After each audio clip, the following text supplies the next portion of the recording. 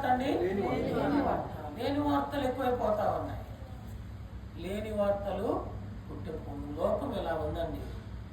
ఇటువంటి లోకపు స్థితిలో ఇలా ఉన్నప్పుడు యేసుక్రీస్తు వారి లోకానికి పంపబడ్డాడు. ఎందుకు పంపబడ్డాడయ్యా అంటే లోకస్తులందరికీ శుభవార్త తెలియజేయాలి. యేసుప్రభు జన్మ ఎలాంటిదండి? యేసుప్రభు ఇప్పుడే నాకు దారిలో వస్తుంటే దేవుడు ఈ వర్తమానం ఇచ్చాడు.